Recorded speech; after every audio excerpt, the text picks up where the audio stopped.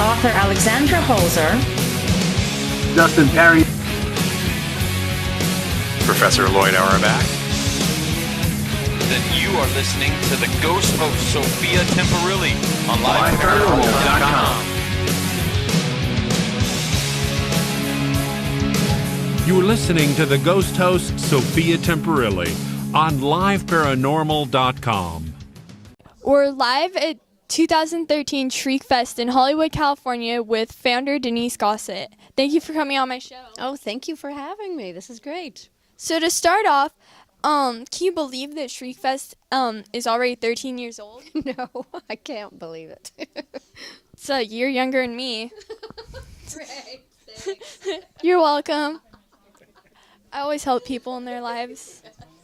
So, how does it feel to be recognized within the film industry in such a acclaimed way?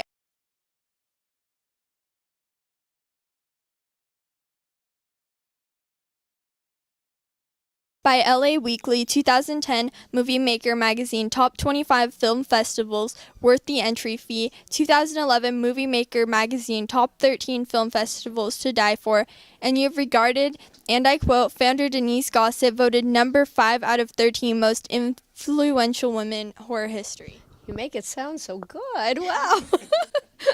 How does it feel? Amazing. Yeah, you know, I really don't even think about any of that. And then just hearing it all right now, I'm like, whoa. Yeah, that does sound kind of impressive.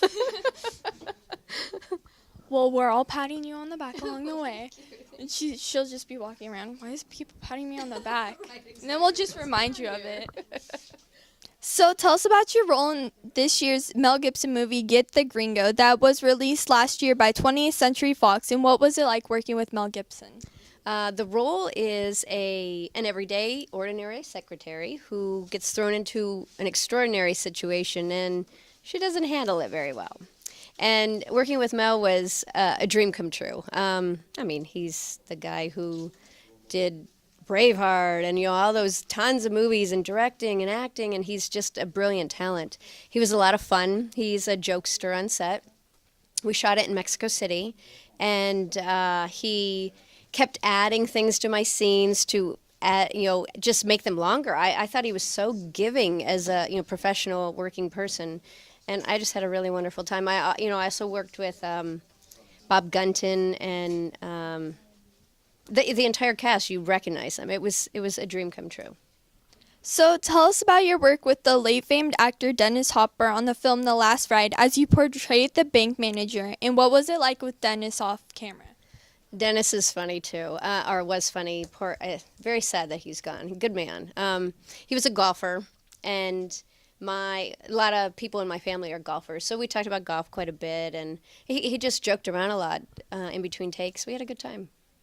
So at what age did you initially begin to like horror films, and which titles piqued your interest in the genre?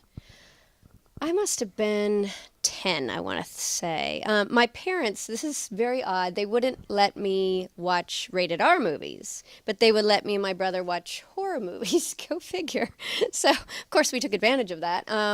But the movie that stands out that scared me the most, maybe it was because the age I was at, was not Friday the 13th, Nightmare on Elm Street, Part 1, the original. And, yeah, Freddy still scares me. Yeah, I think I asked you this question last year, right when we had gotten the Freddy Krueger. My dogs still hate that so much. Oh, that's right. I remember. Yeah. I was pulling it out, and my dad walked in the other room, and I was just holding it just so he'd come out and be like, what are you guys barking at? But he didn't come out. And they were so mad, and I'm just like, shut up, dogs. Okay, it's been 5 minutes already. You can stop. See, they know what they're doing. They know he's scary. Yeah. So how do you balance family life, acting, weekly broadcasting on liveparanormal.com, and prepare for your next set of ShriekFest events each year? It's very, very hard. I have slotted times. I'm up early and I'm up late, and you know, there's times where I'm on mommy duty. At least 6 hours a day I'm on mommy duty, and then the other times I'm pursuing acting and the radio show and ShriekFest, and it's a lot to juggle. It really is. You just really have to plan things out. And how do you secure a Hollywood landmark such as Raleigh Studios to host the 13th Annual ShriekFest Awards? Well, it started with me just basically asking, and then because we've been such good customers through the years, yeah, they want us back all the time. That's always how it works in business. Yeah, exactly. So, how does ShriekFest set itself apart from other horror and sci-fi genre festivals and events globally? Oh gosh, globally. I have no idea. But I do know that from things I've heard from filmmakers and stuff that, we focus solely on independent films. We don't bring in any studio films. We try to keep it a very warm, personal environment. So, there's phone calls a lot of emails. After the festival, I like to send out referrals, keep in touch with everybody. So I try to keep it more family and friendly oriented as opposed to this is a business and we've got your film and we don't really care about you, but we want your film, sort of thing. I try to not go down that Hollywood direction.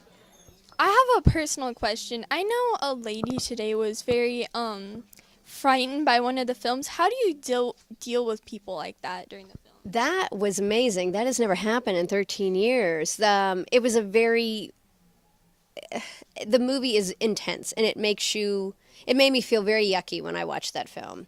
And she was in there and for whatever reason, it just really hit her hard. And I happened to be downstairs and I hear this sobbing upstairs and I run upstairs to see, I'm thinking, did someone hurt her? What happened?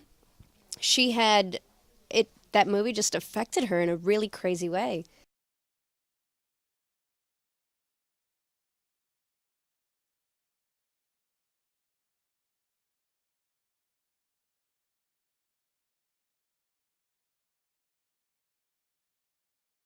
Denise, regarding the competition judging, what criteria are you looking for when it comes to screenplays, feature films, and songs within the horror and sci-fi genres? We have over 40 judges every year, and so they kind of help whittle down until we get to the best stacks. And to get into the festival, we're looking at basically a complete package. So that would mean a good story, good acting, good editing, good sound, good cinematography, a complete package. Now, I will say there have been times that the story's really good, everything's really tight, and maybe the cinematography is a little grainy. If you have a good story, we will look past that sort of stuff. So that's what we look for. In the screenplays, we look for good characters, the structure, like is it in proper format, spelling, typos, those sort of things. But basically the story, are the characters well-rounded? Is there first act, second act, third act sort of thing, beginning, middle, end? Does it all fit together? Those sort of things. And how do you present the awards at the award ceremony? We actually, we have trophies. They're tombstones. And we get people to sponsor each award. So if they want to, they can come up and present the award in their company's name, or I will present them. And so we have a whole award show and give out all the prizes on the last night, which is tonight coming up. Also, are there any websites, upcoming interviews, events, or movies you're going to be in that you want to mention? I'm actually up for a few roles right now, but I can't talk about them yet. So fingers crossed, right? Fingers crossed. Yeah. Thank you so much for coming on my show, Denise. Oh, thank you. It's been a pleasure.